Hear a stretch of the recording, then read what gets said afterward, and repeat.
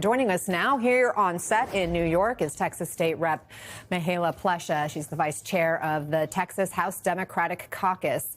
First, thanks for being here. I'm not sure if you heard the president's clip there at the very top of our show, but he says that Republicans are entitled to these 5 seats in Texas. What's your reaction or response to that? Well, thank you so much for having me.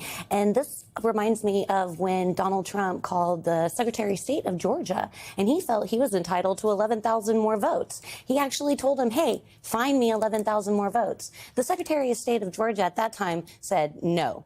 When Donald Trump called our governor, Governor Abbott, and said, hey, man, I need 5 more congressional seats, Donald Trump said, I need it now. And Greg Abbott said, sure.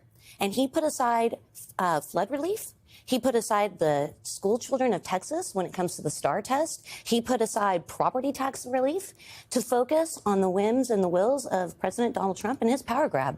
And so this special session in Texas ends August 19th. You are here in New York right now, not in Texas, obviously. How long are you planning to stay away? We need to stay away as long as it takes to save democracy, not just for Texans, but all Americans. This has grave implications for every voter in the United States of America. If we draw these maps mid-decade, we are going to be changing the landscape of how Congress is going to be elected.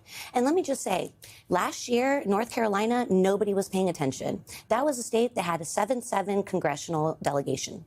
They went in, they did mid-decade redistricting, and now they have a Republican majority. That Republican majority is what passed the big bad bill. And let me tell you, Donald Trump sees the writing on the wall. Americans are fed up with his bad policies. He's cutting food assistance. He's cutting access to health care. Rural hospitals in my state are suffering, and he knows he's going to lose in 2026. But can you actually do anything to stop this redistricting from happening in Texas? You don't have the majority. The governor could just keep calling special sessions, couldn't he, until everybody's back, and eventually there'll be another session of your House reconvening. Governor Abbott doesn't represent Donald Trump. Governor Abbott represents all Texans, Republicans and Democrats. And we saw an overwhelming number of Texans come and testify saying they don't want this. If Governor Abbott calls another special session, Democrats are ready to get to work on flood, on recovery, on STAR tests, and on property tax relief. But this is not something that Texans asked for. We had 9 hearings on redistricting. We've only had 2 on flood relief.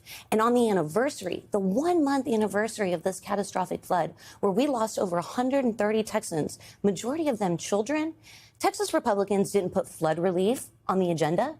They didn't put recovery on the agenda. This is on the anniversary of the catastrophic flood. They put redistricting. They're doing Donald Trump's bidding. They are not working for the people of Texas. They're the ones that have abandoned their posts. Some of your Republican colleagues actually voted to approve civil arrest warrants for you and your fellow Democrats in the state. Are you worried about that? And are you surprised by that move? I'm not surprised. This is typical of my colleagues in the Texas House. They love to posture in this way. This really isn't about my arrest or me going to jail or anything like that. This is about democracy and protecting the people's voice and their vote.